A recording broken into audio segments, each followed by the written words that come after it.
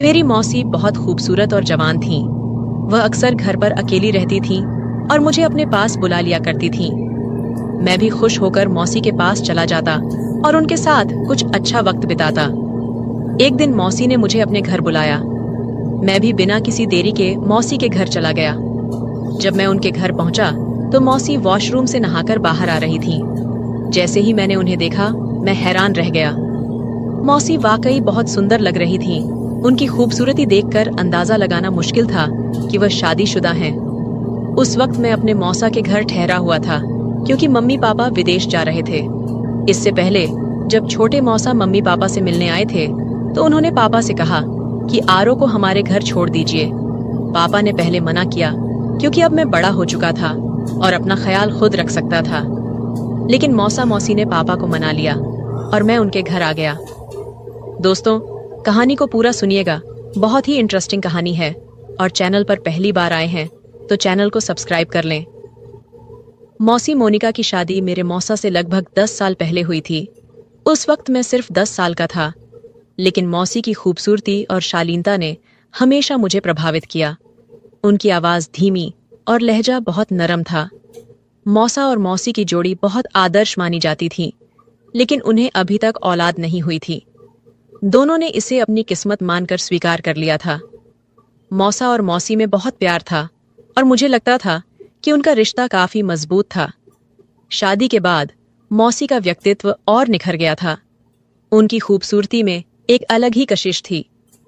उस दिन जब मौसी घर की सफाई कर रही थीं और मैं टीवी देख रहा था तो उन्होंने मुझसे पूछा, आरो बेटा, आज कॉलेज नहीं जाना क्या? मैंने जवाब दिया, नहीं मौसी, सेमेस्टर खत्म हो गया है, इसलिए 1.5 महीने की छुट्टियां हैं। मौसी ने हल्के से सिर हिलाया और झुककर मेज को साफ करने लगीं। लेकिन मौसी का ऐसा देखकर मुझे समझ नहीं आ रहा था कि क्या करूं और क्या ना करूं। मुझे मौसी के घर आए हुए 2 दिन हो चुके थे।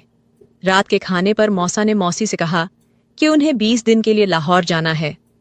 अगर यह सफर लंबा होता तो वह मौसी को भी साथ ले जाते, लेकिन इस बार मैंने मौसी के पास रहने की वजह से उन्हें अकेले जाना मुनासिब समझा। इन 2 दिनों में मैंने मौसी की आदतों और दिनचर्या को ध्यान से देखा था। वह चाय की बहुत शौकीन थीं और हमेशा चाय में ज्यादा दूध डालती थीं, जबकि मुझे डिब्बे का दूध पीने की आदत थी। अगले दिन मैं अपने दोस्तों के साथ बैठा बातें कर रहा था। हमारी बातचीत का अंदाज मजाकिया और हल्का फुल्का था, लेकिन मेरे कुछ शब्द बहुत ही आपत्तिजनक थे। मौसी, जो पास ही थीं, मेरी बातें सुनकर चौंक गईं। उन्होंने मुझे आवाज देकर अपनी मौजूदगी का एहसास दिलाने की कोशिश की, लेकिन तेज म्यूजिक की वजह से मैं कुछ सुन नहीं पाया। मौसी थोड़ी देर मेरी बातें सुनती रहीं और फिर चुपचाप अपने कमरे में चली गईं। शाम को जब मैं दोस्तों के साथ बाहर जाने के लिए निकला तो मौसी को बताने उनके कमरे की तरफ गया। उस वक्त मेरे मन में कुछ खास नहीं था। वापस आकर मैं अपने कमरे में बेड पर लेट गया। थोड़ी देर बाद मैंने कहा, मुझे चाय चाहिए मौसी। मौसी ने मुस्कुराकर जवाब दिया, क्यों नहीं मेरे बच्चे, बस 2 मिनट में फ्रेश होकर आती हूँ और बना देती हूँ।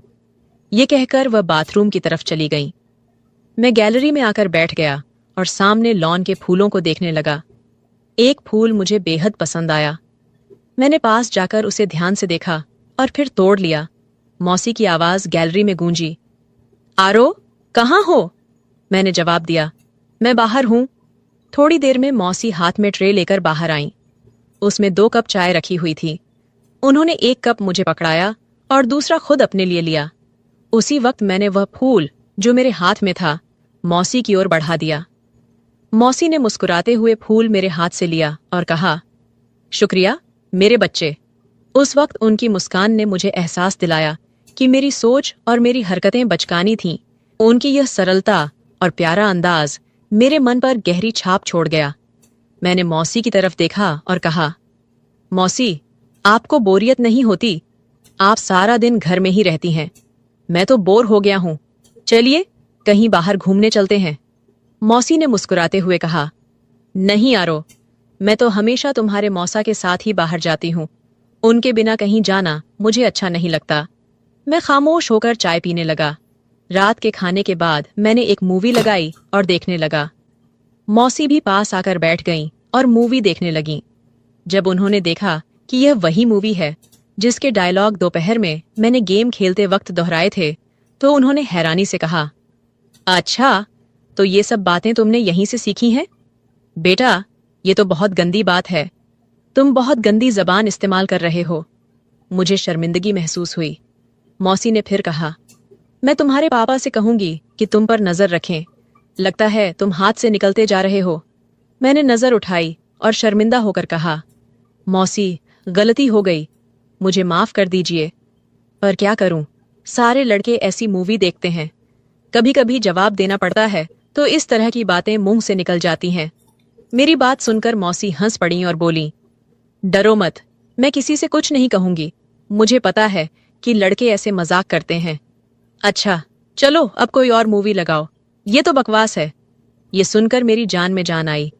मैंने मौसी से पूछा, तो मौसी, कौन सी मूवी लगाऊं? मौसी ने कहा, कोई इंडियन मूवी लगाओ। मैंने उनके लिए एक इंडियन मूवी लगा दी। मौसी मूवी देखने लगी और मैं चोरी छिपे मौसी को देखने लगा। तभी मौसी ने अपनी एक टांग दूसरी टांग पर रख ली और सोफे पर टेक लगाकर आराम से बैठ गईं। मैंने भी उनकी नकल करते हुए अपनी एक टांग दूसरी पर रख ली। मुझे लगा कि मौसी ने मेरी इस हरकत को नोट किया है, क्योंकि उनके चेहरे पर हल्की सी मुस्कुराहट आ गई थी।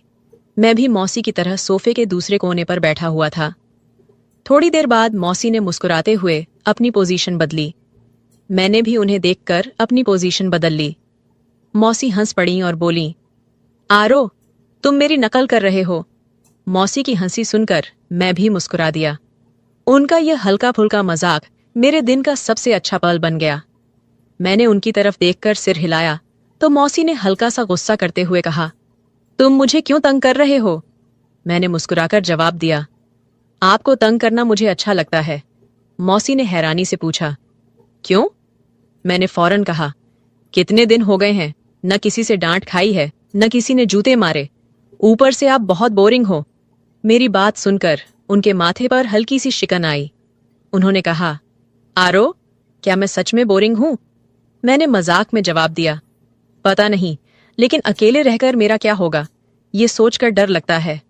मौसी मुस्कुराई और बोली, तुम्हें मार खानी है तो मैं देती हूं। वह मुझे अब भी मासूम और शरारती बच्चा समझ रही थीं, और ये मेरे लिए फायदेमंद था। शायद इन्हीं फिजूल बातों के चलते मौसी और मैं अच्छे दोस्त बन गए। रात करीब 11 बजे मौसी के मोबाइल पर मौसा का फोन आया। वह फोन उठाकर अपने कमरे में चली गईं। मैंने कुछ देर मूवी देखी और फिर टीवी बंद करके अपने कमरे की तरफ जाने लगा। तभी मौसी के कमरे से उनकी आवाज सुनाई दी, आपको बहुत मिस कर रही हूं, पता नहीं ये दिन कैसे कटेंगे। दूसरी तरफ से क्या कहा गया ये तो नहीं पता, लेकिन मौसी की यह बात मेरे लिए किसी सरप्राइज से कम नहीं थी। अगले दिन सुबह मैं जल्दी उठ गया। फ्रेश होकर मैं किचन में गया, लेकिन वहां कोई नहीं था। मैंने सोचा कि मौसी अभी सो रही होंगी। उनके कमरे की तरफ देखा तो दरवाजा बंद था। मैंने खुद के लिए चाय बनाई, स्लाइस गर्म किए और मेज पर बैठकर नाश्ता करने लगा। थोड़ी देर बाद मौसी के कमरे का दरवाजा खुला। वह बाहर निकली और मुझे देखकर थोड़ा सा शर्मिंदा होकर बोली, रात को नींद नहीं आई, बहुत देर से सोई थी, इसलिए सुबह जल्दी नहीं उठ सकी। मैंने मुस्कुराकर कहा, कोई बात नहीं, आपको नाश्ता करना है? चलिए, आज आपका नाश्ता मैं बना देता हूं। मौसी हंस पड़ी और बोली, तुम और नाश्ता? क्या बात है? मैंने कहा, पहले आप फ्रेश हो आइए, फिर देखते हैं। मौसी मुस्कुराई, सिर हिलाया और दोबारा अपने कमरे में चली गईं। मैंने आवाज लगाई, मौसी, आपको नाश्ते में क्या पसंद है? मौसी ने हंसते हुए कहा, तुम जो भी बनाओगे मैं खुशी से खा लूंगी। मैंने सिर झुकाकर कहा, जैसे आपकी मर्जी, और फिर किचन की तरफ मुड़ गया। मैं किचन में नाश्ता बनाकर लौटा और मौसी को आवाज दी। मौसी हॉल में आई और कुर्सी पर बैठ गईं। मैंने कहा, मौसी, आपका नाश्ता तैयार है। ट्रे को उनके सामने रख दिया। मौसी मेरी तरफ मुस्कुराते हुए देख रही थीं। उन्होंने मेरे सिर पर हाथ फेरा और प्यार से मेरे बालों को बिगाड़ दिया। मैंने उनके हाथ को पकड़ लिया और कहा, मौसी, आपने मेरे बालों का स्टाइल खराब कर दिया। मौसी ने हंसते हुए मेरे गाल पर हल्के से थप्पड़ मारा और कहा, कुछ नहीं हुआ, आराम से बैठो और नाश्ता करो। मौसी ने नाश्ता खत्म किया और मुस्कुराते हुए बोली, आरो, तुम्हारा बहुत शुक्रिया। चलो, आज से हम पक्की दोस्ती करते हैं। बहुत दिनों बाद इस तरह हंसी हूं और इतना अच्छा नाश्ता किया है। मैंने नकली गुस्से में मुंह बनाते हुए कहा, तो क्या मैं आपका दोस्त नहीं हूं मौसी? मौसी ने मेरे गाल पर चुटकी काटते हुए कहा, दोस्त हो पर कच्चे वाले। आज से पक्की दोस्ती करते हैं। मैंने गाल मलते हुए कहा, यार, आप आंटियों की तो ये बहुत गंदी आदत होती है, गाल ही लाल कर देती हैं। मौसी हंस पड़ी और फिर दोनों हाथ मेरे कानों की तरफ बढ़ाए। मैं भागने लगा। मौसी हंसते हुए मेरे पीछे भागी और बोली, रुको, तुम्हें मार लगाती हूं। मैं भागते भागते रुक गया और अपनी कमर पर हाथ रखकर सांस लेते हुए कहा, ठीक है। मौसी हंसते हुए पास आई और अचानक मेरे दोनों कानों पर चुटकी काट ली। मैंने रोने जैसी शक्ल बनाते हुए कहा, आपसे तो कोई प्यार की उम्मीद ही नहीं है, आप बहुत बेदर्द हैं। मौसी ने हंसते हुए मुझे देखा, जहां चुटकी काटी थी वहां प्यार से सहलाया और कहा, सॉरी यार। फिर उन्होंने कहा, अच्छा, मैं चेंज करके आती हूं, मार्केट से वह सामान ले आना है। मैंने कहा, ठीक है, मैं भी चेंज कर लेता हूं, शायद कोई लड़की मेरे जाल में फंस जाए और मेरे भी मजे हो जाएं। मौसी ने मुस्कुराते हुए मेरी कमर पर हल्का सा थप्पड़ मारा और कहा, आरो, थोड़ी तो शर्म करो। मैंने हैरानी से पूछा, शर्म किस बात की मौसी? मौसी बोली, अपनी इन तूफानी हरकतों से। मैंने हंसकर जवाब दिया, यार, जिंदगी में थोड़ा सा मजा भी होना चाहिए, वरना तो सारी उम्र आप मुझे किसी काम का नहीं छोड़ेंगी। आरो ने मजाक करते हुए कहा।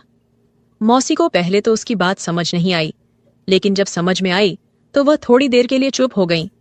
फिर अपने पांव से चप्पल उतारते हुए बोली, थोड़ी सी तो शर्म करो, आरो। आरो हंसते हुए अपने कमरे की ओर बढ़ा गया। थोड़ी देर बाद वह बाहर आया और सोफे पर बैठकर टीवी देखने लगा। कुछ समय बाद मौसी भी बाहर आ गईं। जब मौसी बाहर आईं तो आरो की नजरें उन्हें देखे बिना नहीं रह पाईं। मौसी सफेद रंग की कमीज और जीन्स में काफी आकर्षक लग रही थीं। आरो ने मजाक करते हुए कहा, मैं, क्या इरादा है? मौसी ने पहले अपने कपड़े देखे, फिर आरो को हैरान होकर पूछा, क्या हुआ? आरो ने दिल पर हाथ रखते हुए कहा, आपके दीवाने इस शहर में 1000 होंगे, लेकिन इतनी सुबह दुकान कौन खोलेगा? मौसी को अपनी गलती का एहसास हुआ और बोली, ठीक कह रहे हो। आरो ने कहा, जब आप बाहर निकलती होंगी तो लोग आपको ही देखेंगे। मौसी मुस्कुराते हुए बोली, आरो, थोड़ी शर्म करो, मैं तुम्हारी मौसी हूं। आरो ने सर झुकाकर कहा, ठीक है मौसी। तो मौसी हंस पड़ी। फिर वह पास बैठते हुए बोली, तुम फ्लर्ट करना नहीं छोड़ोगे ना? आरो ने मुस्कुराते हुए कहा, मैं फ्लर्ट नहीं कर रहा हूं मौसी। मौसी ने हंसते हुए कहा, माफ करना यार। और थोड़ी देर बाद मौसी ने पूछा, सच में तुम्हारी कोई गर्लफ्रेंड नहीं है? आरो ने जवाब दिया, कोई आप जैसी मिली नहीं, वरना उसे गर्लफ्रेंड क्या, अपनी लाइफ पार्टनर बना लेता, चाहे पापा को समझाना पड़ता। मौसी मुस्कुराते हुए बोली, मैं अच्छी लगती हूं तुम्हें? आरो ने फिर अपने सिर को थोड़ा झुकाकर हल्के से कहा, बहुत ज्यादा मौसी। मौसी ने कहा, तू बाज नहीं आएगा। फिर अचानक कहा, आरो, दूध ले आओ, खत्म हो गया है। आरो ने सिर हिलाया और बाजार की ओर चला गया। वापस आकर उसने दूध के बर्तन को फ्रीजर में रखा और मौसी को बताने के लिए उनके कमरे में गया। लेकिन जो दृश्य उसने देखा वह पागल कर देने के लिए काफी था। मौसी शायद नहाकर बाहर आई थीं। ये वक्त आरो के लिए बेहद कठिन था और वह महसूस कर रहा था कि जैसे उसकी ताकत खत्म हो गई हो। वह पलटने ही वाला था जब मौसी ने आवाज दी, दूध ले आए हो? आरो की आवाज जैसे रुक सी गई थी। उसने सिर हिलाया और मौसी धीरे धीरे कदम उठाते हुए उसकी ओर बढ़ी। उसने आरो के चेहरे के नीचे हाथ रखा और पूछा, क्या हुआ आरो? आरो ने सिर उठाया और मौसी की आंखों में देखते हुए कहा, कुछ नहीं मौसी। मौसी ने उसकी आंखों में गहरी नजर डाली और बोली, सच सच बताओ, क्या मेरा इस तरह तुम्हारे सामने आना सही है? आरो ने सिर हिलाया और फिर सिर झुकाकर कहा, अगर आपको लगता है कि मैं आपकी तरफ आकर्षित हो रहा हूं तो आप गलत हैं मौसी। आपका जिस्म आपका प्यार जताने का तरीका हो सकता है, लेकिन यही सब कुछ सही नहीं है। मौसी ने गहरी सांस ली और उसे देखा जैसे वह पूरी तरह से दीवाना हो। आरो ने फिर सिर उठाया और कहा, लेकिन मैं यह भी नहीं चाहता कि आप मुझे अपनाएं और फिर अचानक मुझे अपने दीदार से महरूम कर दें। मौसी के लिए यह एक बड़ा फैसला था। फिर वह बेड पर बैठ गई और कहा, आओ मेरे पास बैठो। आरो धीरे धीरे उनके पास आकर बैठ गया। मौसी ने उसका हाथ पकड़ा और दूसरे हाथ पर रखा। आरो, जो भी मिल जाए उसका शुक्र करना चाहिए, वह बोली। आरो को यह समझ में आ गया कि मौसी के मन में क्या चल रहा था और उसने खुद को कमरे से बाहर खींच लिया। तभी उसे महसूस हुआ कि मौसी अंदर रो रही हैं। उनकी सिसकियों की आवाज बाहर तक आ रही थी। वह दरवाजे के पास गया और पूछा, क्या आप ठीक हैं? अंदर से कोई जवाब नहीं आया, लेकिन सिसकियां फिर से सुनाई देने लगीं। आरो ने फिर पूछा, मौसी, क्या हुआ? आप क्यों रो रही हैं? अंदर से आवाज आई, आरो, मुझे थोड़ी देर अकेला रहना है, प्लीज तुम अपने कमरे में चले जाओ। आरो ने कहा, ठीक है, अगर आप ठीक हैं तो बताइए। मौसी ने कहा, मैं ठीक हूं। लेकिन आरो को अब भी यह समझ में नहीं आ रहा था कि आगे क्या करना चाहिए। मैं जल्दी से वापस आ गया। फिर कुछ देर बाद मौसी भी फ्रेश होकर बाहर आई और मुझसे माफी मांगने लगी। उस दिन के बाद से मैंने मौसी का बहुत ज्यादा ख्याल रखना शुरू कर दिया, क्योंकि वह बहुत ज्यादा तन्हाई का शिकार हो गई थी और मुझसे प्यार करने लगी थी। मैंने फोन करके मामा को वापस बुला लिया। मौसी जवान और खूबसूरत औरत थी, इसलिए वह अपनी तन्हाई को मिटाने के लिए बहुत ज्यादा तरस गई थी। लेकिन शुक्र है कि हम दोनों में इस तरह का कोई भी ताल्लुक कायम नहीं हुआ। कुछ दिन मैंने और मौसी के घर में गुजार दिए और फिर मेरे मम्मी पापा घर वापस आ गए और मैं अपने घर वापस चला गया।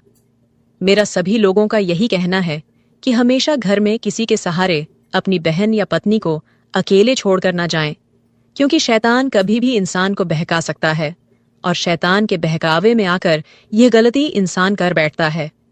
लिहाजा ये काम करने से पहले 1000 बार सोचना चाहिए, क्योंकि आप लोगों के घर टूट सकते हैं। मर्दों से गुजारिश है कि वह अपनी बहन या पत्नी को किसी के भरोसे पर छोड़कर न जाएं। जब मैं घर वापस लौट आया तो मुझे लगा कि जैसे कुछ अनकहा और अधूरा सा रह गया हो।